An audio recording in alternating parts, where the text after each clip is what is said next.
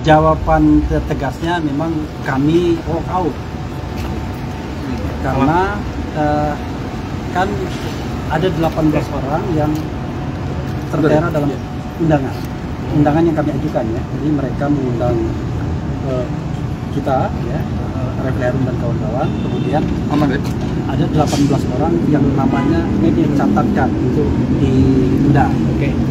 Dan rupanya ada keberatan dari tim yang disampaikan Pak Jimli dan kemudian diperkuat mantan Kapolri Komajis yang mengatakan kalau dalam status tersangka itu tidak boleh vote. Opsinya ya keluar. Ada juga opsi duduk di belakang tapi tidak ngomong. Tapi rupanya RRT memilih keluar. Nah, tadi berdasarkan solidaritas kita, kalau RRT keluar ya kita ikut keluar juga untuk menunjukkan bahwa kita solidar terhadap kasus mereka. Karena memang pertemuan ini tidak eksklusif soal RRT atau soal ijazah palsu. Ada juga tema-tema lain karena ada purnawirawan TNI gitu ya. Tetapi kan kita tahu the main issue belakangan ini adalah soal mereka. Dan ini kan kita bicara dalam konteks reformasi Polri. Jadi kan keyakinan kita adalah bahwa kasus ini adalah kasus kriminalisasi. Karena itu saya kira layak untuk didiskusikan, disampaikan aspirasinya kepada tim reformasi kepolisian. Kok di tengah adanya gelombang untuk melakukan reformasi, masih ada kasus-kasus yang seperti ini. Saya kan sering sekali mengatakan, negara yang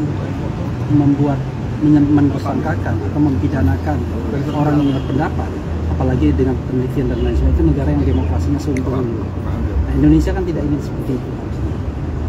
Indonesia harus naik kelas menjadi negara yang demokrasi substantif. Karena itu ya, adalah kita keluar saja, dan menurut saya baik sebagai alarm peringatan bahwa masyarakat sipil tidak diam kalau diperlakukan benar.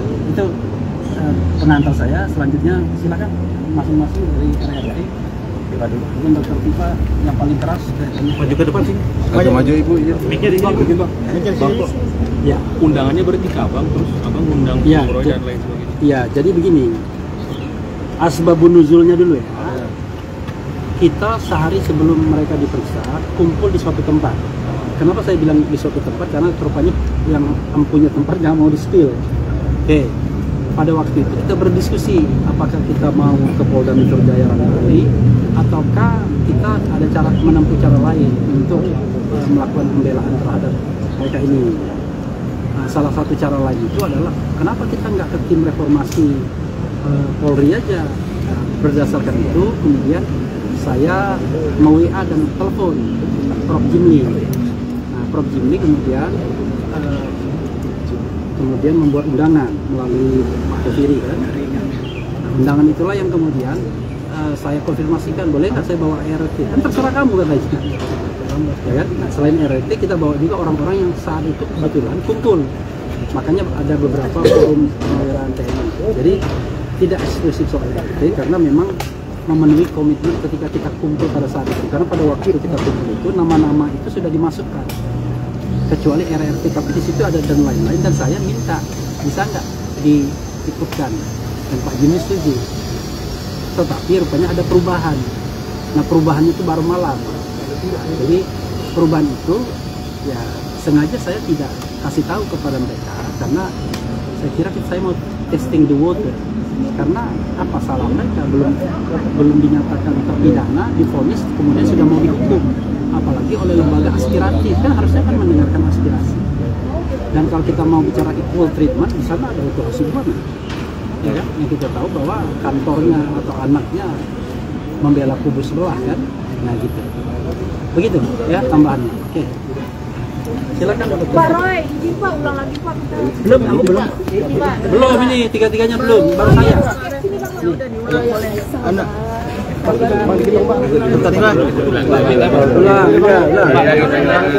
Seperti yang saya katakan tadi. Pak, acara masak nih. Apa aja? Pre-memori boleh nggak? Bentar lah. Begitu bilang udah beda. Iya bang, Bang. Ya. Iya. Bentar. Nyalain dulu itu. Ya, Ayo, oke. Pertama saya ingin mengatakan bahwa status kita, saya pribadi dan teman-teman ini bukan tim pembela ya, bukan tim pengacara, bukan juru bicara, tapi adalah masyarakat sipil yang concern terhadap apa yang terjadi, termasuk kasus yang menimpa RRT, Roy Rismond dan Dr. Viva. Jadi hari ini sesungguhnya kita diundang oleh tim reformasi. Asbabun nuzulnya diundang adalah sehari sebelum pemeriksaan terhadap mereka tanggal 13 November, Friday, bukan Friday, November 13, itu kita kebetulan kumpul di satu tempat, tempatnya kantor masyarakat sipil. Lalu pada waktu itu kita berdebat dalam tanda kutip, apakah kita mau rame-rame ke Polda Metro Jaya mengawal mereka, ataukah ada cara lain ya untuk katakanlah meminta atensi kasus ini yang kita anggap kriminalisasi. Salah satunya adalah kenapa kita tidak hubungi Komisi Reformasi Percepatan Reformasi Polri ini. Maka saya berinisiatif pada waktu itu tanpa disuruh WA dan menelpon Pak Jimli, atau langsung menelpon, kurang lebih begitu. Pak Jimli menyambut baik untuk tim ini diundang. Lalu salah satu stafnya, nggak perlu saya sebutkan namanya, suruh bilang buat surat permohonan audiensi. Sudah saya bikin melalui WA ke tempat yang bersangkutan, dan memang pada waktu itu yang nama-nama yang dimasukkan adalah nama-nama yang hadir dalam rapat itu tentu minus RRT, karena RRT yang persiapan. Nah, tetapi ada kata dan lain-lain. Ketika kemudian undangan itu sudah dipastikan harinya hari Rabu, hari ini, maka saya bilang sama Pak Jimli, bisa nggak RRT ikut? Karena asbabun nuzulnya kan soal kasus mereka sesungguhnya. Silakan, kan kamu yang menentukan.